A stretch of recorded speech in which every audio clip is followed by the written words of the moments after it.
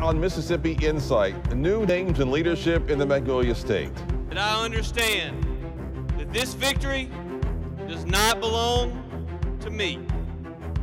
This victory belongs to you. Wow, what a night. Tate Reeves is heading to the governor's mansion and Delbert Hosemann taking over in the Senate. A part of a clean sweep by Republicans now controlling all statewide offices. Where does the Mississippi Democratic Party go from here?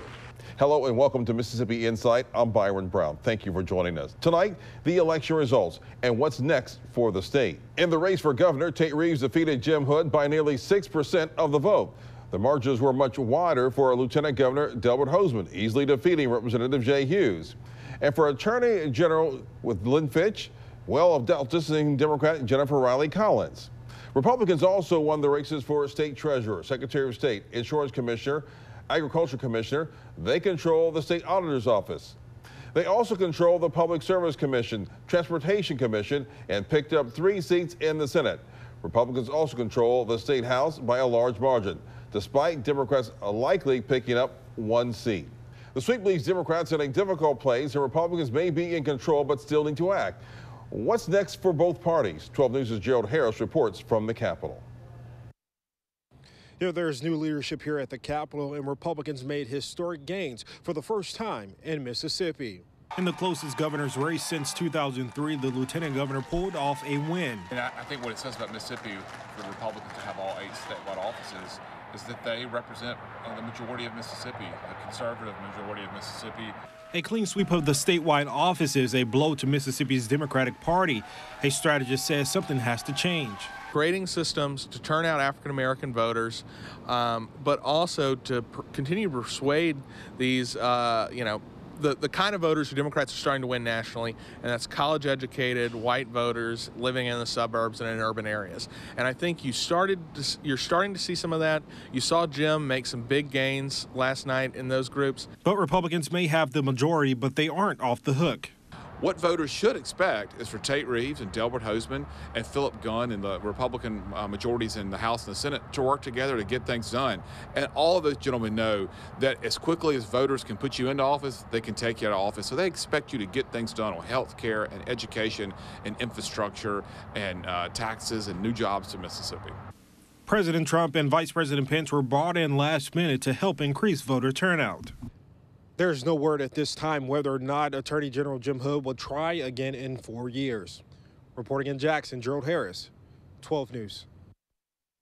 So how can the Democrats adapt to the new reality, and does it need to change to survive? Mississippi Today's Adam Ganucheau is now here. And Adam, you said it needs to start from scratch. What do you mean by it needs to start from scratch? Well, I mean, you look at it across the board. Like you said, the clean sweep, all 8 statewide races. Democrats lost a seat on the Public Service Commission. They lost majority control of that PSC. They lost some of these legislative seats. There's nothing left. I mean, I think Democrats in Mississippi, their great hope this year was Jim Hood winning that governor's race. If you can place, as a Democratic Party, if you can place that leader of the state, that leader of the party in the governor's mansion, he or she would have that ability to sort of make appointments and to really create this trickle-down effect throughout state government, and you can start building up an infrastructure for the political side as well. Because that didn't happen, because, like I said, Hood was the Democratic Party's best hope, I think. Everyone on, on both sides of the aisle believed that. And because that didn't happen, it's time to start fresh, and we're already seeing that from a lot of Democratic Party insiders. Why do you think it was such a clean sweep? I think, first off, this is Mississippi. This is a Republican state. At least just looking at those 8 statewide races, I think most everyone on both sides thought that Republicans were going to win 7 of those 8, with the exception of governor. You look at just the sheer numbers in Mississippi. The Republican Party has worked really hard over the last 3-4 decades to build up this infrastructure and where they are today. On Tuesday night, they got that clean sweep. It's the first time in modern political history that the Republican Party has had that kind of effect. Look at the numbers. Look at the party infrastructure, the enthusiasm and energy at the local level across the state in some of these conservative populated pockets of course, in rural Mississippi as well. It doesn't hurt also that you have a very popular Republican conservative president in Donald Trump and Vice President Mike Pence. Both of those gentlemen, of course, visited Mississippi within a week before the election day to sort of gin up that excitement and enthusiasm. And you know, I think it really was, it was a combination for Republicans of you know, several decades of hard work and very intentional work and excitement at the local level, but also the nationalization of politics today and sort of where we are in the modern era. So did Trump's visit and the Vice President's visit to make a difference to pull Tate Reeves over the top like that, or was that going to happen anyway? Without question. I don't even have to look at the precinct level numbers to know that's the case. So Republicans and Democrats in the state, you know, the Tate Reeves campaign and then the Jim Hood campaign, they always thought that Northeast Mississippi was the battleground. That's the region of the state where Jim Hood is from. Even though he is a Democrat, he's won 4 straight statewide races, and really on the backs of Northeast Mississippi. That's a very white, a very conservative region of the state. It's increasingly conservative. And Jim Hood, of course, like I said, thought that he could really do well there like he's done the last 4 statewide races. Tate Reeves, on the other hand, you know, they were looking at that. The Republican Party was looking at Hood's success in that region of the state. When President Trump was deciding to come here, they were down to 3 options: Jackson, Biloxi, and Tupelo. Jackson didn't make much sense because I think the fear for Republicans was that Trump's visit might energize Hood's base of Democratic voters in the metro area. Biloxi didn't make a whole lot of sense either because Tate Reeves has done a lot of good work to sort of solidify his support down on the coast. Tupelo was it. That's the epicenter of that northeast region where Hood has always done best. Without question, you can tell that Trump visit 5 days out made a difference for a lot of those voters who may have been considering supporting Hood. Okay. Fewer than 900,000 people voted in this election. The difference was 47,000 votes. How much did that turnout make a difference? That was it. I mean, that was all it. It was Northeast Mississippi. That's what it came down to for Hood. You know, I've talked to some strategists, Democratic strategists, who say that Hood, you know, met goals in other parts of the state, or even in some cases exceeded goals in other parts, but that still wasn't enough to offset the strong defeat he got in Northeast Mississippi. Look, 50,000 votes. This is another interesting thing that we're watching. We don't yet have the precinct level results yet, or the county level results yet, but it looks like, based on turnout, based on the county returns at least, you know, raw numbers, it looks like it's possible that 40 to 50,000 Democratic voters who voted last year for Mike Espy in the U.S. Senate runoff did not vote at all for Jim Hood or in the election on Tuesday night. So that's right there. That's just the difference in the margin there. That Tate Reeves won by close to, I think, 50,000 votes or so. So you know, you're looking at that if you're the Hood campaign and if you're the Democratic Party, and you're saying, what was the failed strategy here? Could we have done a better job sort of reaching out to some of those Democratic voters, maybe more progressive voters in the state, rather than focusing on white moderate voters, mainly in Northeast Mississippi, that they ended up not winning on Tuesday? So I'm not focusing on the base of the true Democratic voters. Look, that might have cost them. That's right. And it's not all about race in Mississippi, but a lot of times it is. I mean, it's hard to look at it in Mississippi politics today in any other terms. You're looking at Jim Hood, who really, like I said, his strategy all year long was to sort of appeal to those white moderate voters in rural Mississippi, essentially in Northeast Mississippi, or especially in Northeast Mississippi. A lot of African American voters, politicos, we wrote several stories this year about how they kind of felt burned by the Hood campaign. They felt like the Hood campaign wasn't doing enough outreach in the African American community. If you look at you know, the last 5 or so elections, it looks like anywhere between 65 and 75% of Democratic voters in Mississippi are African American. So, you know, you're looking at that now. You're looking back on Jim Hood's strategy this year of not trying to reach out to that base of the party, the 2/3 to 3/4 base of the party there. You know, I know for a fact that a lot of Democratic insiders are questioning that strategy now. You know, you're looking at that vote margin, like I said, up to 50,000 SB voters from last year who didn't turn out at all this year. It's got to be a tough pill to swallow. And that might have cost him the popular vote. That's right. That's right. I mean, we might be having a very different conversation right now had they shifted strategy a little bit, or had they shifted it even sooner. I think, you know, maybe even 2 weeks out, you could have really, you know, appealed to some voters who might not have been enthusiastic to that point, but. You know, we'll never know. That's just something that we're going to look back on and question from here on out. All right, well, we're going to continue this conversation with Adam Ganucheau with Mississippi Today. We'll be right back.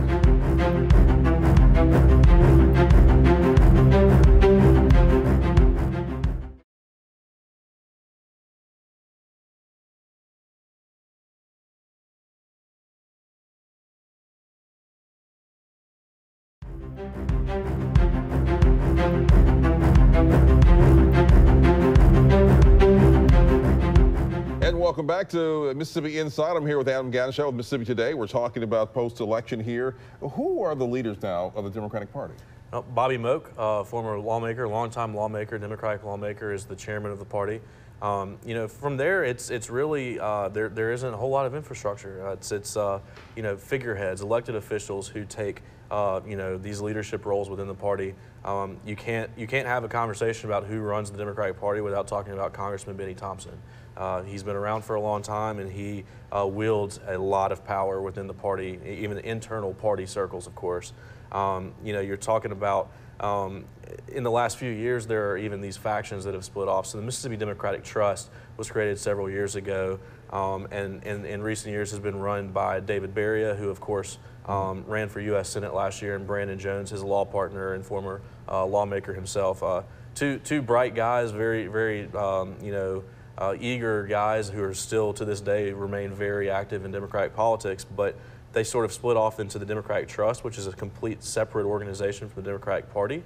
And then you have, you know, campaigns. I mean, the campaigns themselves have effectively had to serve as their own sort of party infrastructure. So the Hood campaign, you know, had their own data. They did their own organizing at the local level. They did their own GOTV and other just sort of voter outreach operations with the help of other groups, of course, like any campaign. But that support from the state party, while it might happen in other states, you know, you might have a state party that's really willing to work with strong candidates and strong campaigns. In Mississippi, that hasn't existed. It just doesn't. So, you know, I think I tweeted this, we mentioned earlier, you know, I said the party needs to start from scratch. That's not going to be too difficult to do because the party as it exists today is not much of a party. I mean, there isn't a whole lot of organization. There is virtually no infrastructure. Mike Espy, Cindy Hyde-Smith next year in the Senate race. What does that look like, and will that be a matchup again? So this is interesting. So, you know, you're talking about the Democratic Party and sort of where the party's at. Mike Espy last year was another, like I just said, sort of another one of these campaigns. He did a lot of this work, or most of this work, on his own. He had a solid network across the state. You know, he built an infrastructure within his own campaign that I'm not sure we've ever seen, at least in modern Democratic politics in the state.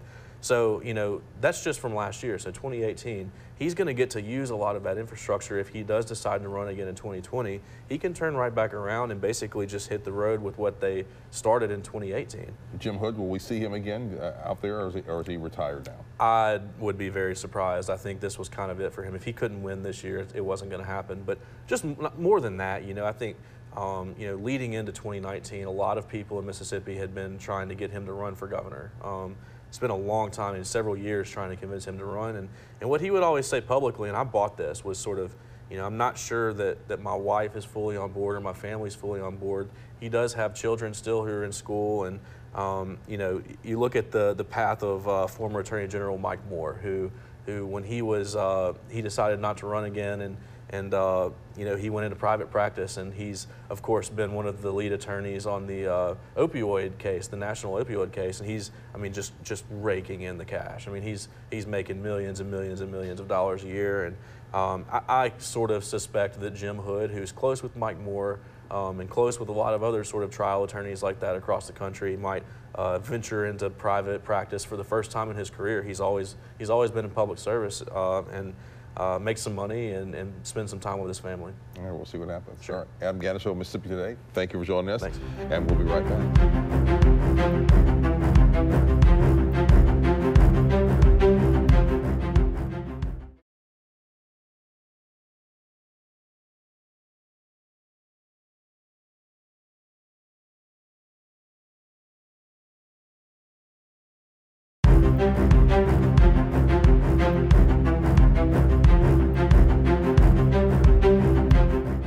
Teacher pay is a key issue in the recent election, and I wanted to get the reaction of the Jackson Public Schools Superintendent Dr. Errick Greene. He is just over a year into the job. He recently sat down with me for an interview, and we talked with him about his past week's election and what he wants from the new administration. We're going to get a new governor and a new lieutenant governor. If you had a wish list, what would you want to ask them for to help you help improve JPS? This feels like old hat, but we've got to continue to pay our teachers and educators well. We've got to ensure that we are that our compensation of our educators is competitive, so that folks don't have to cross the state border to be paid thousands of dollars more. So that's one. In addition to that, we've got serious facilities needs. Thank you so much to the Jackson community for passing the bond referendum with $65 million to help us to do some of the repairs and enhancements that are needed in our facilities. But at our best guesstimate, that's about a third or a quarter of what's truly needed across the district and all of our schools. And so that's something that we'd ask for. There are additional things around licensure that we want to continue to engage with the state around, just to ensure that we have appropriate measures for licensing our teachers and our educators, but that we're also learning from and being innovative in the way that we license our team, so that we can have the folks that we need in place in order to serve our young people. I know you're not a politician, but we just got through this election year and there was a lot of talk about teacher pay and increased teacher pay. Do you feel confident that the lawmakers, now that the election is over, will do what they said they'll do and increase teacher pay so that you, as a superintendent, you will have the money to do what you need to do? I am confident that our educators and that our parents and all of those who see the power of effective and sustained and high-performing school districts, I'm confident that those individuals will lift their voices and hold all of our elected officials to resourcing our schools and school systems in order to pay our teachers and educators what they need to be paid. Jackson Public Schools launched a 5-year strategic plan to improve education across the district. He spoke to me about the challenges facing JPS, as well as some of the success stories. It is a wide-ranging interview and will be the subject of next Saturday's Mississippi Insight. When we come back, a Veterans Day story. A local man trying to make up for the time he lost with his son while he was serving overseas.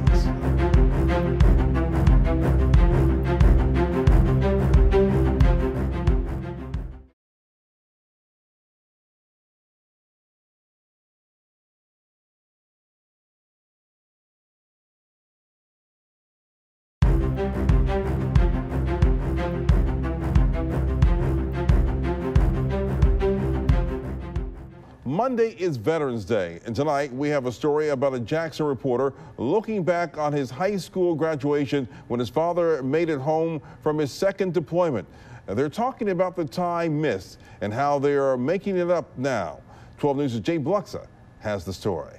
Deployments can be difficult for families, but the time apart can also make relationships stronger. Wilton Jackson II and his father have a special bond. Wilton Jackson, a retired Army lieutenant colonel, served 2 unforgettable 1-year deployments in Iraq. All your life, you figure you spend the first 20 years in the military training for war, and then near the end of your career, you think, ain't not ever gonna happen. Then all of a sudden, it does happen. The first time he deployed was in 2004 out of Camp Shelby as part of a 10-person team, the 177th Armored Brigade. He says they were there to train the 1st Iraqi Army. He went on another tour of duty in 2010. The next year, he made it back to Mississippi in time to see his son, Wilton Jackson II, graduate from Jim Hill High School. I can't make up for those times. But God knows where I'm supposed to be at. What else? Excuse me.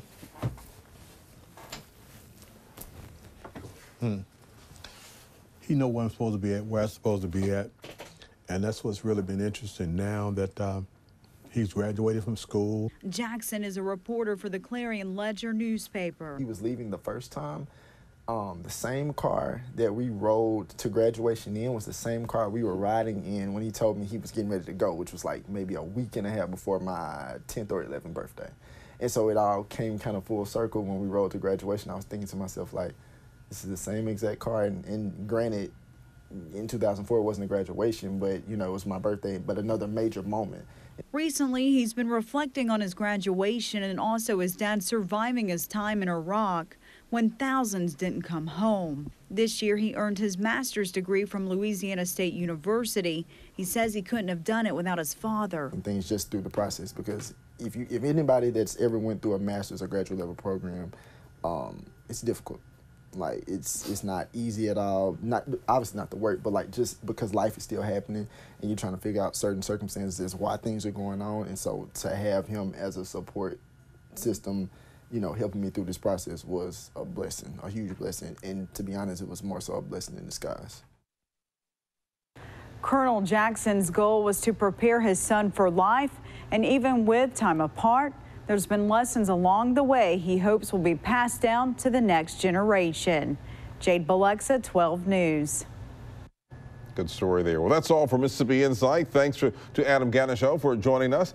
For Gerald Harris and Jay Bilexa, I'm Byron Brown. Join us next Saturday night when we talk with Jackson Public School Superintendent Dr. Errick Greene. And a reminder, go to WJTV.com to see previous episodes of Mississippi Insight. And make it a good night, everyone.